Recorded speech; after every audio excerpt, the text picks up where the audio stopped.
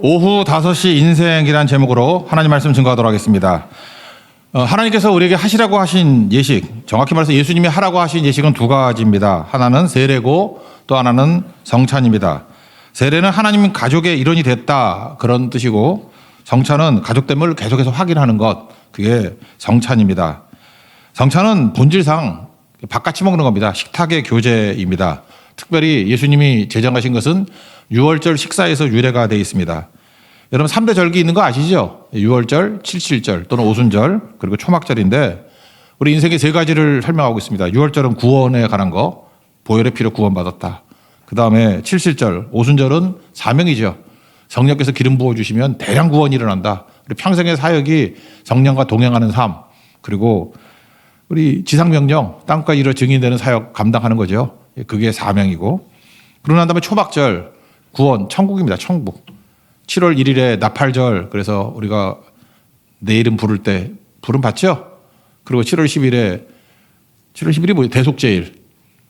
여러분 그 민수기 35장 보면 대속죄일, 대제사장이 죽으면 도피성에 있는 사람들이 다 사면돼 버리죠. 그러니까 대제사장이 죽는 날입니다. 그래서 우리가 사면받게 됐다, 그런 뜻이고, 그래서 7월 15일이 초막절인데 일주일 동안 천국의 혼인잔치입니다. 천국에 들어갔다. 그래서 3대 절기가 말해주는 것은 구원, 사명, 천국이에요.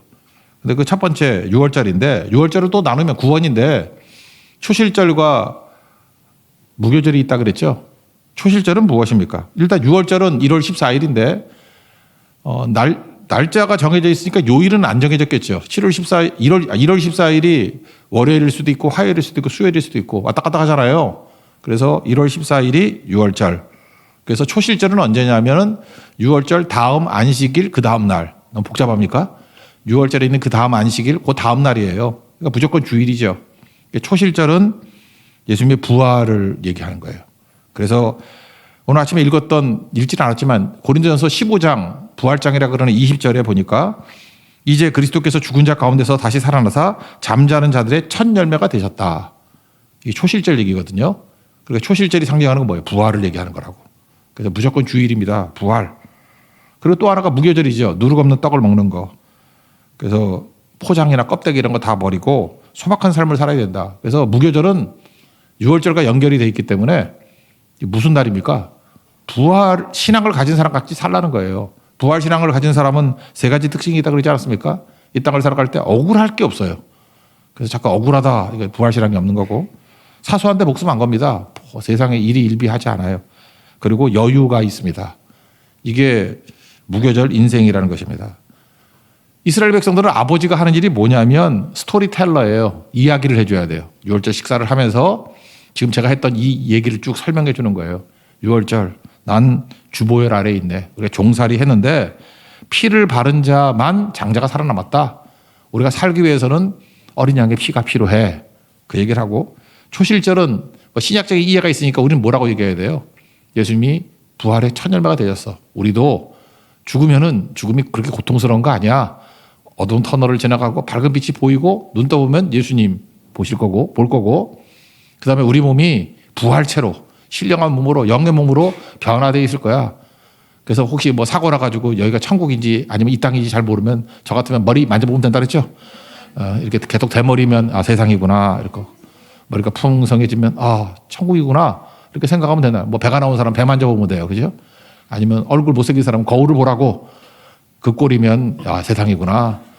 근데 이렇게 변화가 되면은 아 이제 천국이구나. 이제 그런 겁니다. 이런 걸 스토리텔링 해주는 거예요. 그래서 우리는 이 땅을 살아갈 때 부활 신앙을 갖고 있기 때문에 무교절의 인생이잖아요. 그래서 우리는 아무것도 뭐 억울해할 게 없고 사소한데 목숨 안 걸고 우리 여유롭게 살아가. 그러니까 세상 사람이 물을 거 아니에요. 소망에 관한 이유를 묻는 자들에게 대답할 것을 항상 준비하고.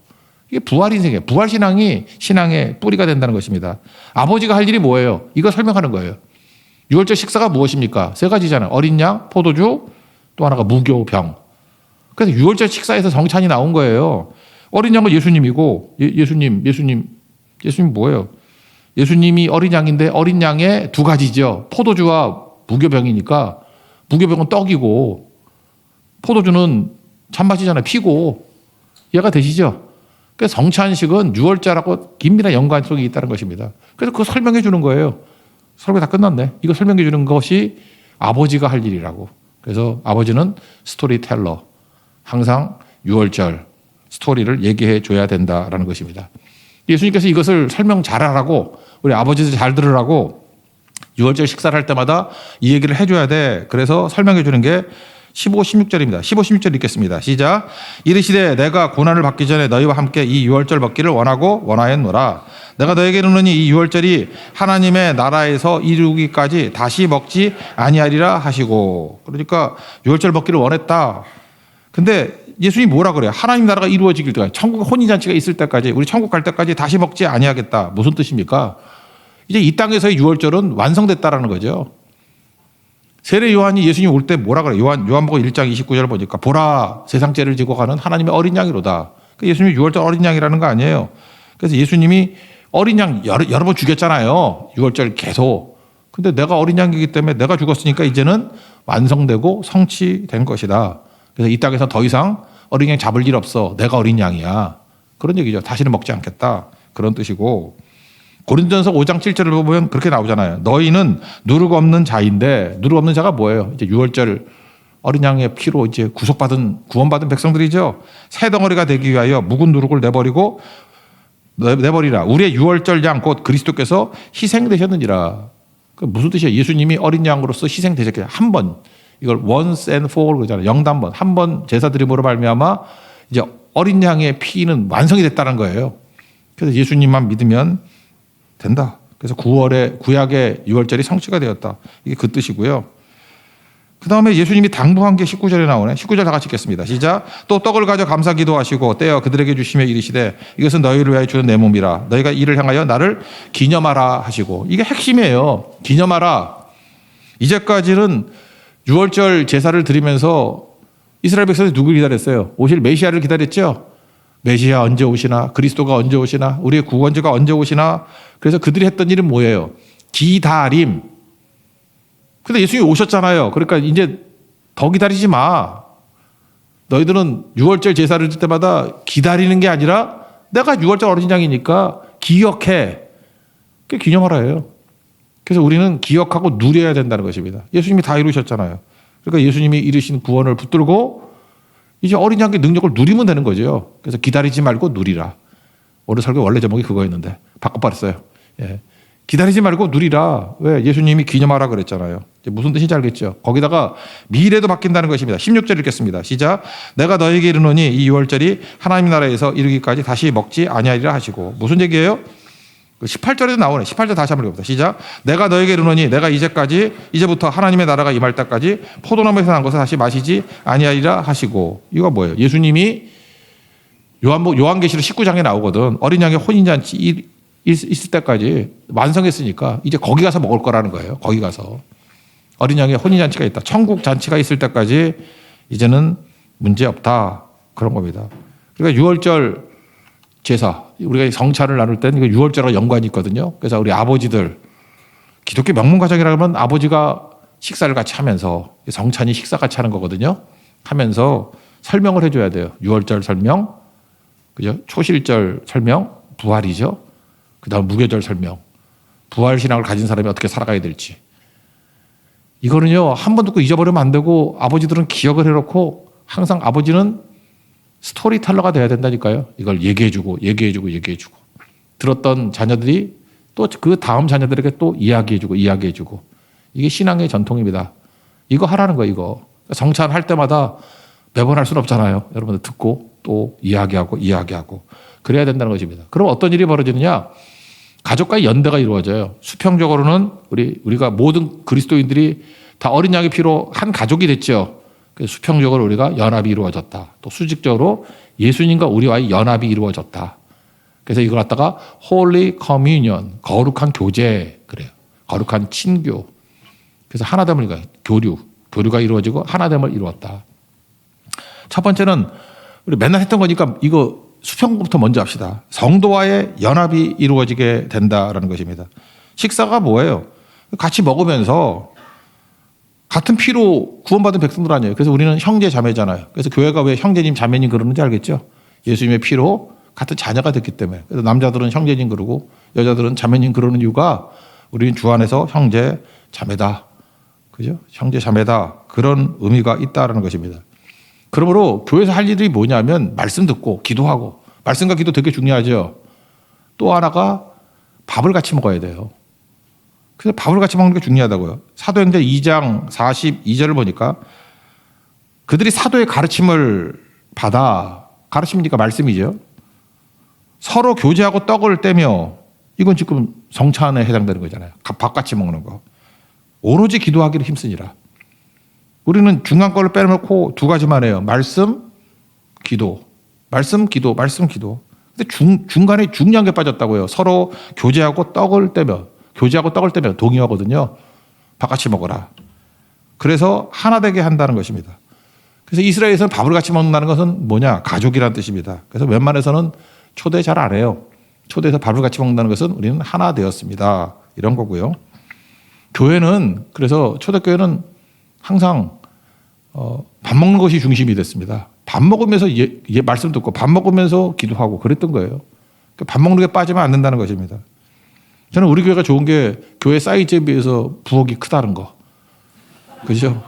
물론 뭐 갱년기 아줌마들이 많아가지고 에어컨도 3대 틀어놓고 하여튼 점점 그 부엌만 커지고 있어요. 그죠? 좋은 겁니다. 좋은 거. 그게 교회예요. 교회가 말씀이 있고 기도가 있고 밥이 있고. 그런데 시간이 가면 갈수록 마귀가 교회를 약화시키기 위해서 이 홀리 커뮤니언 이걸 약화시킨다고. 밥 먹는 거 다 생략해버리고. 여러분 신앙생활을 할 때 여러분 약간 그렇지 않습니까? 초대교회 당시에는 그 밥을 같이 먹을 때 주인도 있었고 노예도 있었잖아요. 노예가 예배에 오는 것도 힘들죠. 주인 눈치 봐야 되잖아. 예배 오는 것도 힘들고 지각할 수 있죠. 또 하나 그때는 먹을 걸 갖고 왔거든요. 근데 노예가 뭐 남는 게 있어요. 자기가 먹을 거 자기가 들고 왔는데 같이 갖고 와서 내놓고 먹었다고요. 그래서 그때는 누가 성찬을 하기가 편했어요. 부자들이 성찬하기 편했고 그 다음에 높은 지위에 있는 사람이 성찬하기 편했다고. 그래서 초대교회 때는 뭘 들고 못 오는 사람들 또는 시간이 없어가지고 지각하는 사람들에 대해서 뭐라 그러지 않았어요. 그러니까 낮은 지위에 있는 사람들이니까. 그걸 다 기다렸다가 같이 먹는 거예요. 여러분 똑같이 먹으면요. 부자나 가난한 사람이나 하나 됐다고 느껴져. 그때 누가 좀 꿀릴까? 부자가 싫어해요. 내가 저런 거하고 같이 먹어? 그걸 깨라는 거예요. 그리고 가난한 사람은 뿌듯하겠지. 아, 우리가 주 안에서 진짜 하나구나.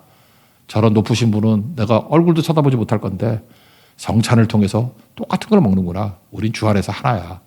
그게 교회라는 거예요. 현대 교회가 되면 이게 반대가 돼버렸습니다. 교회에서 밥을 먹을 때 보면은 높은 지위나 중요한 위치에 있는 사람 치고 밥을 잘 안 먹어. 왜? 집에 가면 더 맛있는 거 있거든. 그리고 또 하나가 나 바쁜 사람이야 이런 게 있어요. 그래서 교회에서 보면은 믿음이 좋은 사람 플러스 좀 부족하고 연약한 사람들이 밥을 다 먹어.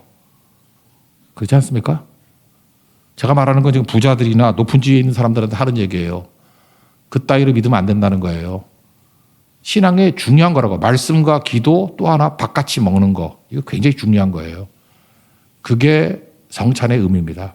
그게 자기를 부인하고 자기를 낮추는 거예요. 어떤 사람은 그래요. 아, 우리나라 다 그렇잖아요. 그 부자일수록 날씬하잖아. 다이어트 잘하고. 오히려 가난한 사람들이 뚱뚱하잖아. 운동할 시간 없어가지고. 그죠? 쓰레기 음식 먹고. 그죠? 그러니까 우리가 힘들어지잖아요. 뭐 고급 음식 그런 거 있잖아요. 그 뭐 농약도 안 타고 뭐 이런 거. 자연 친화적인 음식 그런 거 먹으면 날씬하겠지. 그리고 맨날 벨트에서 뛰고 다람쥐 같이. 그럼 날씬하겠지.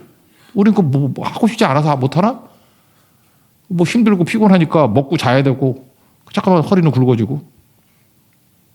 현대에 있어서는 제가 볼 때 밥 먹어주는 게 이게 중요한 거라고요. 이거 안 하면은 다 깨져버리는 거죠.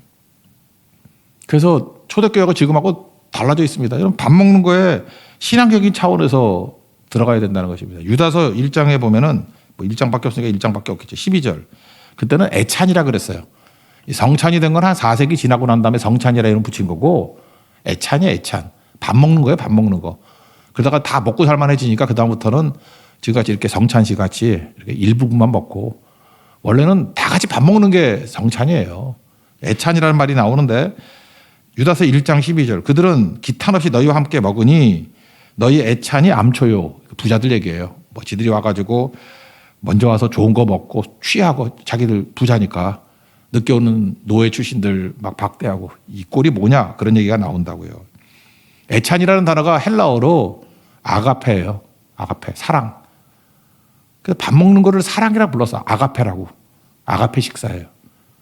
그러니까 식사하는 데는 진정성이 있어야 된다는 것입니다. 고린도전서 11장 20절 21절 보니까 주의 만찬을 함부로 먹지 마라 그러면서 먹을 때 각각 자기 만찬을 먼저 갖다 먹으므로 어떤 사람은 시장하다고 먹고 또 어떤 사람 먼저 포도주 막 퍼마셔가지고 취하고 너희가 먹고 마실 집이 없느냐 너희들이 그따위를 하면은 노예들 가난한 사람들 오면은 부끄럽지 않니? 가난해서 부끄럽고 낮은 지위 때문에 부끄럽고 그래서 교회가 이렇게 누구를 부끄럽게 만들면 안 된다는 거예요.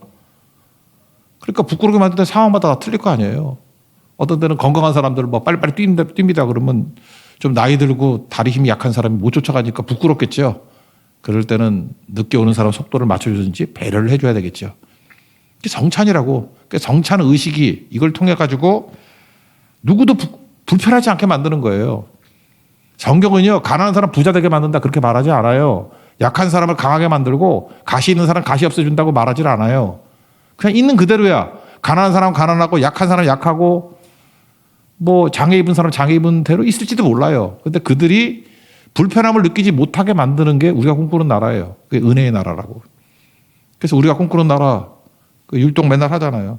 사자와 어린 양이 뛰노는 그곳. 사자와 어린 양이 있으면 사자가 어린 양 잠깐 잡아먹으면 어린 양이 불편해서 어떻게 있어. 근데 사자가 있어도 어린 양이 안 불편한 거예요. 저 사자야 엄청 세고 돈도 많아. 근데 어린 양이 안 불편해. 독사굴 얼마나 무서워요. 근데 애가 막 손집어도 된대. 교회만 오면 물고 교회만 오면 당하고 교회만 오면 무슨 함정에 빠지고 교회만 오면 뭐 별짓 다 하고 맨날 공격하고 그럼 그게 무슨 교회예요 그게. 그러니까 그런 은혜를 모르는 짓들 하지 말라는 거예요. 그런 거. 오늘 제목이 제가 그 참새 이야기하고 오후 5시 인생 이 두 가지 이야기를 했잖아요. 이거 사실은 민수기 마지막 36장에 나오는 얘기인데 미리 좀 설명을 하려고 그래요. 누가복음 12장 5절을 보면은요. 그 산상수훈 얘기거든요. 그 마태복음 산상수훈도 있고 누가복음 산상수훈도 있어요. 같은 얘기인데 여러분이 유심히 안 읽어서 그렇지 누가복음 12장 6절을 보면은 좀 이상한 셈법이 있어.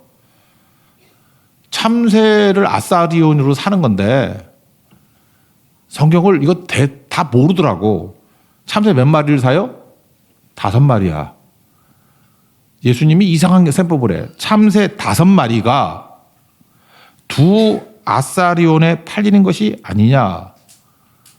뭐 이렇게 헷갈리게 만들어? 그냥 2.5마리를 한 아사리온에 팔다 이렇게 하면 될 것 같은데. 근데 2.5마리는 뭐야? 뭐 새를 어디부터 잘라? 목부터 잘라? 밑에부터 잘라?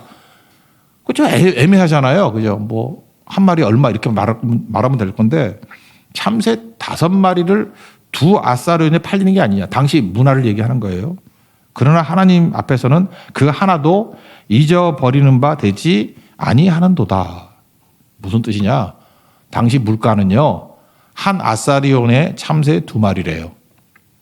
그러면 두 아사리온이면 참새 몇 마리예요? 4마리. 근데 좀 많이 샀다고 덤으로 1마리를 더 주는 거예요. 근데 덤으로 1마리를 더 주는 거는 어떤 걸 주겠어요? 좀 빌빌한 거 주겠죠. 안 그런가? 상품 가치가 없는 참새가 5번째 참새예요. Fifth Sparrow. 5번째 참새. 상품 가치가 없어요. 덤으로 주는 거야. 빌빌한 참새야. 요즘 우리식으로 표현한다면 루저 참새. 그러면은 2마리는 상품 가치가 있으니까 두 아사리온에 4마리를 사잖아요. 그리고 아이고 뭐 많이 샀으니까 하나 덤으로 줄게요 하면서 이렇게 빌빌대는 거 하나 더 붙여준다는 거예요. 근데 하나님께서는 fifth sparrow, 다섯 번째 참새를 잊지 않는데요. 이게 성찬의식이에요. 이게 교회라고. 여러분도 지금 자기 자신을 fifth sparrow, 다섯 번째 참새라고 느끼시는 분 있습니까? 나는 더미 인생이야. 난 상부 가치가 없어. 누구도 나를 사가지 않아. 나는 누구의 주목도 받지 못해. 난 교회에서 그래 제일 나쁜 게 그런 거야. 뭐 내가 화가 나서 그러는데 어떤 여자들 몇 명이 와가지고 우리가 남자가 없어요. 막 그래. 난 그럴 때 총각 몇 명이 고개 숙이는 거 봤어. 나는 남자 아닌가? 어디서 그따위 소리를 하고 있어? 어디서 그따위 소리를 해? 남자가 한번 그래볼까? 이 돼지 같은 것들만 앉아있어. 못생긴 것들만 앉아있어. 그럼 여러분 뭐라 그래? 펄펄 뛰면서 이게 무슨 교회냐 그러고. 남자는 상처 안 받아요? 그거 말고도 우리 그런 소리 할 때가 얼마나 많아. 그냥 말을 툭툭 던지면서 그 받는 사람들이 힘들어하는 다섯 번째 참새. 사실 그 나잖아, 나. 내가 연약하고 부족하잖아요. 아니에요? 나는 아무리 봐도 내가 다섯 번째 참새인데 다섯 번째 참새를 귀히 여기시는 하나님의 시각으로 바라봐야죠. 그게 성찬이에요. 누구도 소외되지 않는 거. 다섯 번째 참새. 그래서 우리 뭐 장애인 부서나 뭐 이런 거 만들 때 난 다섯 번째 참새부 이렇게 만들고 싶어. 오참. 아니면 여러분 뭐 카페를 만들 때 다섯 번째 참새 이거 멋있잖아.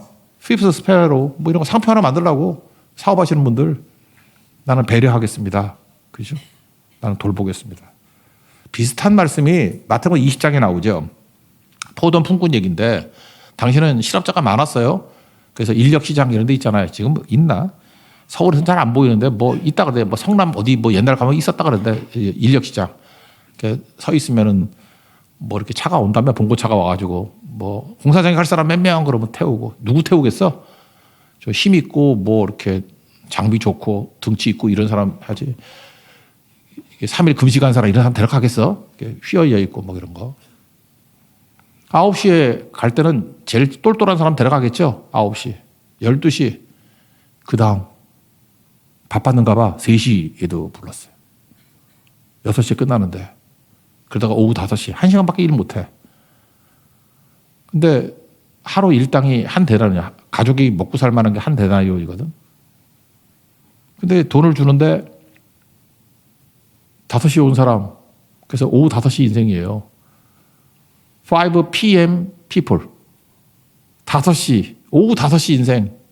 한 대나리 줬어요. 앞에 기대하죠.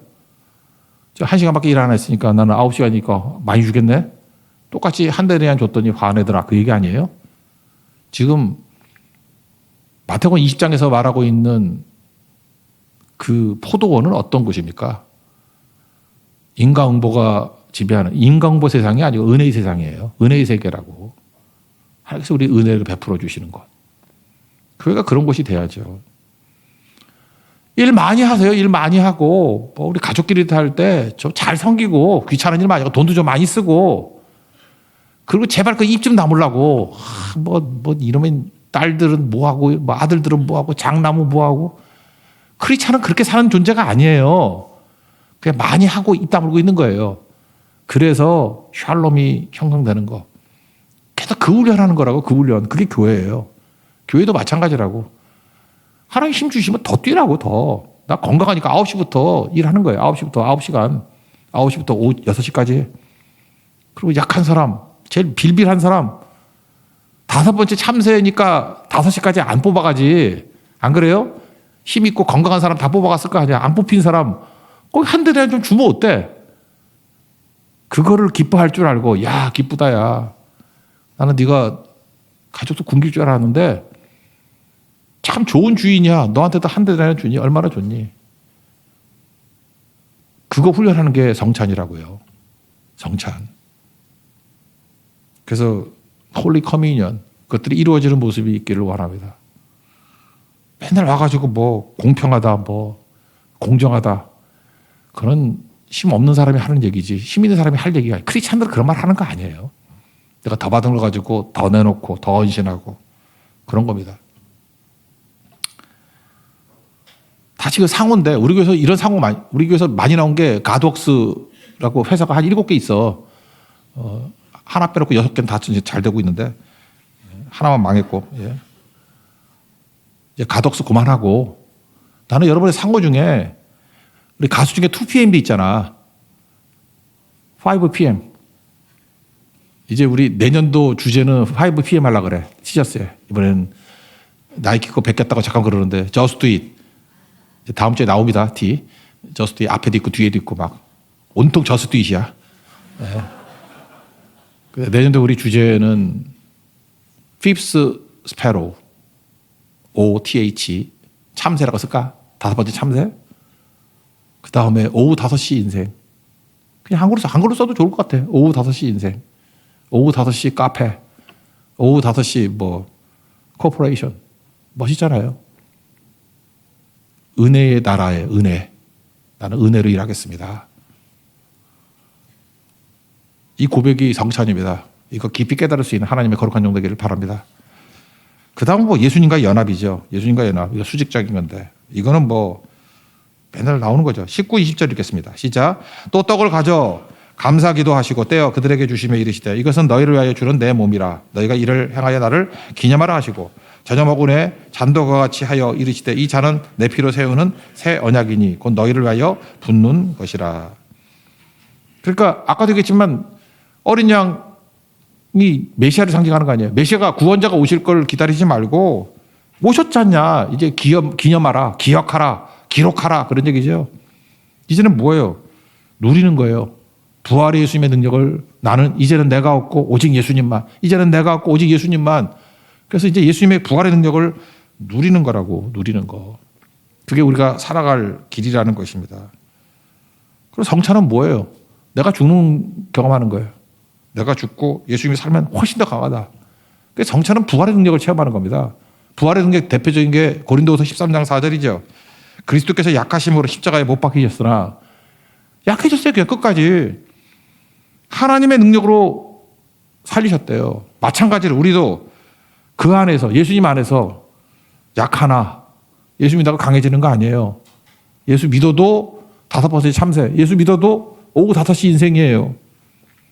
근데 주님 말을 바라보고 내 안에서 부활의 예수님이 뛰게 만드시면 하나님의 능력으로 그와 함께 살리라. 이게 부활의 능력입니다. 예수님만 의지하는 거예요. 이제는 내 안에 예수님만. 이제는 내 안에 예수님만. 그래서 부활의 능력으로 일어서게 만드는 거예요. 그게 체험하는 게 부활의 인생이에요. 그게 우리가 살아가는 길이라는 것입니다. 그 길 살아갈 수 있는 하나님의 거룩한 종 되기를 바랍니다. 그러므로 교회는 원래 이렇게 성찬이니까 매주 하는 것도 좋아요. 성찬은 자주 해야 됩니다. 성찬은 계속해서 내가 죽는 거예요. 내가 죽고 부활의 능력으로 예수님 의지하고 예수님이 일하기를 원합니다. 예수로 사는 인생이죠. 그러면 승리할 수 있다라는 거예요. 우리 지난 금요철에 때 예수님 기도, 예수 기도 설명했죠. 초대교회부터 많이 기도했던 게 뭐냐면 예수님이 그리스도라는 거예요. 예수님이 메시아라는 거예요. 주 예수 그리스도시여. 이게 고백이에요. 예수님을 중심으로 주, 하나님이라는 뜻이고 키리오스. 그래서 옛날에 구약에는 여호와라는 이름을 안 불렀잖아요. 그래서 더 로드 그렇게 불렀다고. 그래서 지금도 영어 성경 보면 하나님 대신에 더 로드로 나오잖아요. 로드. 이유가 뭐냐면 대명사로 부른 거라고. 그러니까 주 그러면 예수님 당시에는 황제가 주인데 우리는 그게 아니라 예수님이 주라고. 예수님이 하나님이라는 거예요. 주님이란 하나님이라는 뜻이에요. 그리고 그리스도는 메시아, 히브리어는 메시아, 헬라어로는 그리스도, 우리식으로 하면 구원자. 그러니까 주 예수 그리스도시여. 여기 고백이 다 숨겨져 있는 거예요. 예수님은 하나님이시고 예수님은 구원자 되십니다. 주 예수 그리스도시여. 나는 뭐예요? 죄인이고 병자라고. 나를 불쌍히 여겨주세요. 우리를 불쌍히 여겨주세요. 그것만 한 시간씩 기도해도 돼요. 그 다음에 덧붙이는 거예요. 주 예수 그리스도시여. 나를 불쌍히 여겨주세요. 내가 너무너무 답답합니다. 하나 붙이면 되고. 내가 너무너무 불안합니다. 내가 너무너무 약합니다. 내가 너무너무 일어설 힘이 없습니다. 주 예수 그리스도 구원자시여. 나를 불쌍히 해주시고. 그러니까 힘달라는 거죠. 안 보입니다. 보여달라는 거죠. 이게 성찬입니다. 내가 죽고 예수님 의지해서 살아갈 수 있는 거. 이 길을 걸어가는 하나님의 거룩한 종 되기를 바랍니다. 그래서 결국 내가 사는 게 아니잖아요. 예수님이 양식 아니에요. 예수님의 살과 피로 살아간다. 무슨 얘기예요? 우리 육체로 살아가잖아요. 내 살과 내 피가 아니라 예수님의 살과 예수님의 피로 살아간다. 뭐 간단한 거지. 예수로 산다는 거, 예수로. 예수로 사는 인생이 되기를 원합니다. 그게 성찬입니다. 그러므로 성찬할 때는요, 예수님만 바라보는 거. 우리 참 기독교가 너무 개인주의화 돼 버렸어요. 마귀가 이걸 넘어뜨린 거라고. 성찬은요, 하나님과의 일치, 또 하나가 수평적인 다섯 번째 참새, 오후 5시 인생을 품을 줄 아는 거. 그들이 불편하지 않는 교회가 되는 거. 그러니까 은혜가 넘치겠죠. 하나님께서 부어주실 은혜가 있는 교회가 될 것입니다. 오늘도 성찬의 의미를 제대로 깨닫고 하나님께서 부어주시는 은혜가 넘치는 교회 되기를 축원합니다. 예. 자리에서 일어나겠습니다. 이 말씀 기억하면서 찬양합시다. 십자가 그 사랑이 찬양하겠습니다.